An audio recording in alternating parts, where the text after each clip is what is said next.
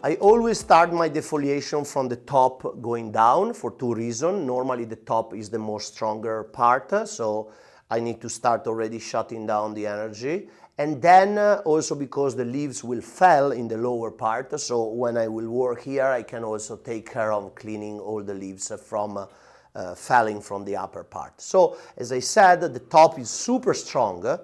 I want to take away 100% of the foliage on this part, and then even more I'm gonna take some of this line and prune them. But first of all, to have a better vision of the entire part, I want to defoliate because I need to see exactly the structure, the secondary and tertiary ramification, and then I can make a decision. When I defoliate, I always take off all the leaves and I just keep the first part because this part is going to still protect the new buds, and then it's just going to dry out and fall in a week or a few days. I never defoliate just pulling or breaking the leaves because it's very dangerous. And on Prunus, especially if I start doing that, I risk to lose a lot of the dormant buds that are along the internode of the trees. I can decide to leave some of the little leaves. They are leaves that are not too much active because they are the first leaves, that the tree produce when it start growing in spring. The other thing that is interesting to say about Prunus is that since from the second, third year of development, it already start flowering. We can see of this tree in the inner part there are still a lot of the old flower. This tree is from the family of cherry, so obviously it's gonna do a nice white flower. I'm never afraid that this flowering is taking away energy from the tree, so I let the tree flower, and normally the end of flowering will be my starting point for the next operation, that is, as I'm doing now, the defoliation, and the next step about eventually pruning and wiring the vegetation. So I'm finishing with the defoliation of this upper part, and actually also the lower intermediate part is ready. You can already see the difference between the lower branch where I haven't touched any foliage, any leaves, the intermediate one that I left some leaves at the end to keep pushing because I want to still a little bit create thickness, and the upper part I'm just defoliating everything, even if I know already that all these outside parts are gonna be cut away. You can see all these extensions. So now the first operation, as I did the defoliation on my way up to down, now I go in and I prune all these branches to just push the tree in and keep going with the division of the ramification. And now that the tree has no leaves, you can actually see the thickness of the structure in the top, and then the structure go down. This is the pruning of last year. I normally, when I prune long branches, I normally leave a little tip that can dry out, and then I can always remove later on. And then you see all the ear selection. So here is a structural, second, third, and fourth. So we have all the step in this part, and it's very evident how the tree grew a lot and built a lot of structure and ramification here, rather than the lower part that is very, very immature still. But doing this year after year, I can develop the ramification properly and get the tree on a stage where all the branches from the lower part to the upper part have the same strength. This is very, very important. So this part mainly need to be pruned. There will be some wiring that I can do later on. We have branches like this, we can go in and prune back with no problem. We have a big empty space here, so what I'm gonna do, I'm gonna start putting a piece of wire to this branch and start moving that branch in the direction I want. So I don't really need to wire everything, but basically only the few branches that I want to move. Always the wire, especially because I'm using aluminum, the wire goes in the direction that I want to move the branch. Okay, so I want to give some movement. The branch start framing its position. Again, I want to shut down the energy. This can be pruned. We have a big branch here I need to move, so I need to put a little bit big pieces of wire, and then probably I'm gonna use a guy wire to move this branch in this section. So again, what I do, I anchor around, anchor the wire in the base of this guy, and then coming from underneath, I wire my branch in the direction I need. The other reason why we use aluminum on the Deciduous is that the Deciduous tree doesn't have such a strong bark as a conifer. So while we wire, we don't want to risk to damage the bark, and then those damage that can be on the tree for many, many years. And as I said, because we are used to show these trees in winter, if we have any damage on the bark in the ramification, that will be very, very evident when we show the tree. So I let just a little piece of wire there to anchor my guy wire. Not always is important to use a very thick wire to move a branch, but I can just use a smaller piece of wire and then move the branch a little bit down in the position I want. There is another branch here that I want to start moving. So basically I'm just setting roughly branches in position, because on the Deciduous I always like to work kind of a little bit half and half between clip and grow and wiring. So I can develop branches and I can develop thickness and conicity with clip and grow, but sometimes I need to move branches in the direction I want, setting the position with the wire. Otherwise will be very, very difficult in the future to move thick branches and fill spaces. Again, it's not a refinement, but it's just a way how I like to develop my Deciduous tree.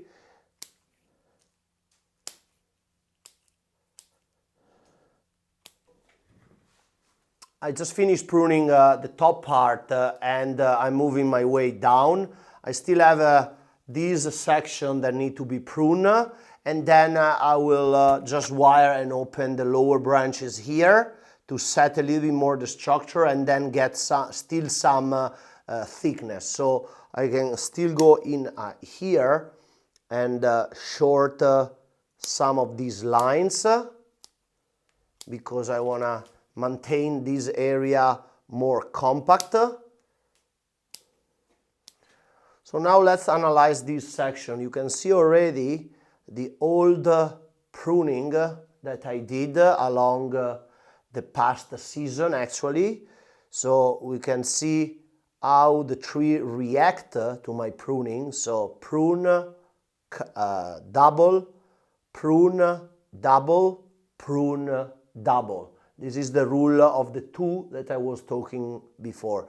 It's an upper branch, so I don't need much extension. So now what I do the same process. I go back to one active bud and I still have dormant bud back. So normally what's happened, if I prune here, the tree is gonna shoot from this bud and normally the next inner one. And there is still a dormant bud more or less close to the base of the branch that eventually, if I need later on, I can also prune it back. So in the same year, I can force the tree to go back almost at the start of the same little branch, if necessary. Or I just keep doubling the foliage to create more and more ramification. So I always start from the top, I cut here, then I go here, I do the same. This is a weak branch, I can leave a little bit more. Then I work my way back, I go here, I prune. This is a branch that clearly was pruned last year. The top bud take off, but the inner one haven't developed. So now what we can do, we can go back here and prune these branches. So this is gonna hopefully develop one more branch here. This is gonna take off again, and probably this is gonna create another branch. If this is still retired, we can go back in here and make the dormant bud to develop, and this, because it's a dormant bud, is gonna go and shoot back energy to the next inner branches. So we always force the tree to go back and shoot with the clip and grow technique, while in other part we use the wire to set the structure, and then we go through the clip and grow again. So now that the intermediate part is pruned, I will concentrate on this section. This section will need wire. So you can see that I need a little bit to push down these branches to fill this negative space.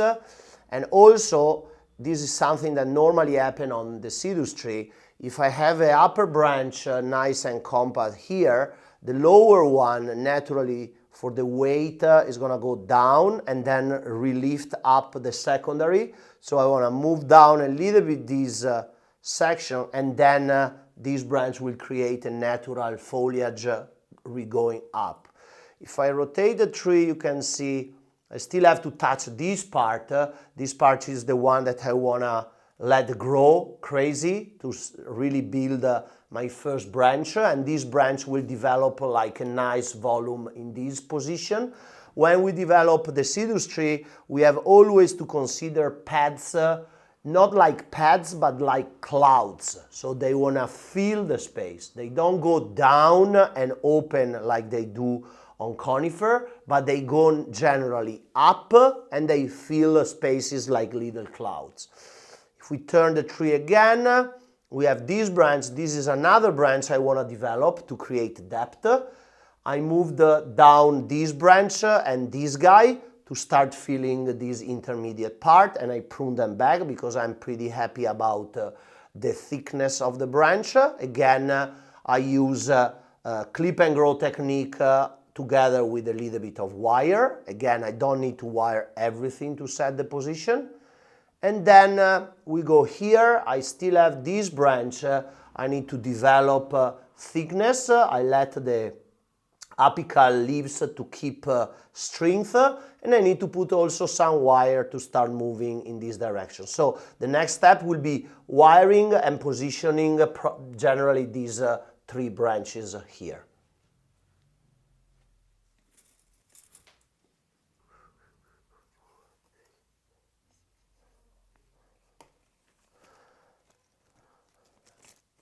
Every time I put a piece of wire, technically I like to match a branch that need a clockwise direction with a branch that need a counterclockwise direction. This helps me to have a nice strong anchor, and then the wire running out in the two directions in the branches.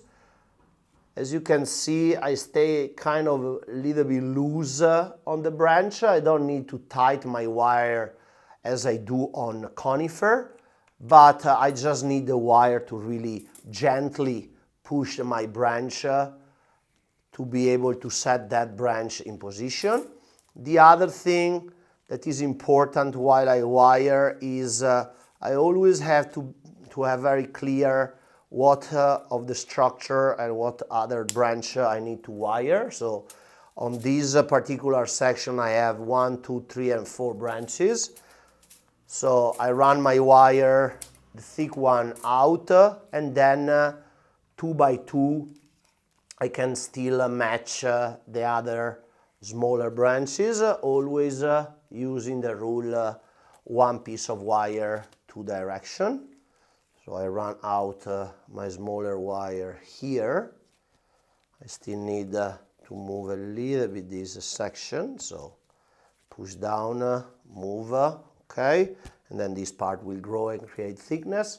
Obviously, it's important to always keep an eye to the part of a tree that we wired and we let it grow, because if they will start growing a lot, the wire will bite in pretty fast, and again we don't want the wire to create ugly and not nice scars on the branches that was wired before.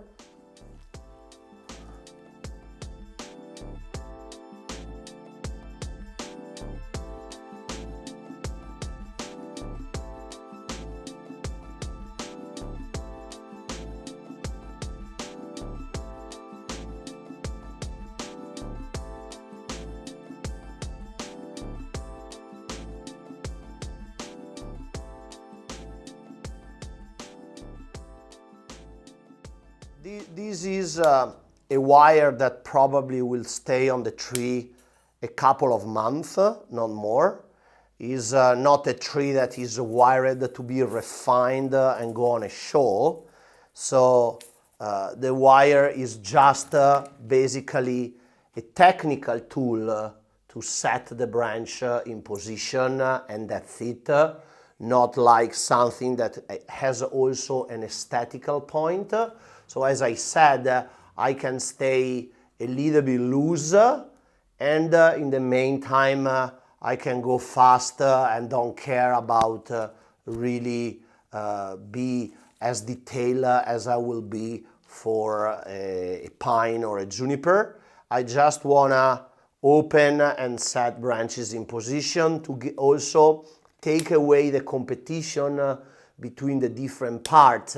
So the branches will not grow more one against the other, and everyone will have nice space to develop. For example, this guy, even if I need to let it grow, is already in a position where I don't need to put a piece of wire because it's just shooting, and every one of these branches is using a certain spot, and they can just keep grow. And later on I will cut the wire, and at the end of the season hopefully this will be double the size that is now, and I can start again pruning back and building some maturity as I did for the upper part of the tree. So if now we move our attention on this guy, we take care of the lower branch. As we said, this is the branch that has just to take off to thick it up. Unfortunately, this branch spread the energy along a lot of different little branches. That's the reason why it's so slow also compared to the rest. So one reason is because it's the kind of the lower branch. So as we said, all the energy is normally in the upper part. And the second reason is that if the branch has to spread the energy along 3, 4, 5 shoot, obviously it's growing less than a normal shoot. So what I'm gonna do, I'm gonna cut away the inner branches that I really don't need because I want to create one single line as I have here or here or here. And I can just keep probably 2 or 3 runners that goes out and will thick up my branch. Probably this branch was like pruned by a mistake in the future, and you can see how you kind of slow down the process even more. So what I want to do is cutting away the inner branches. So this guy, and this guy. So the tree will have only to put energy in the outside line. If I see 2 of them taking off, I'm also going in and prune the third one.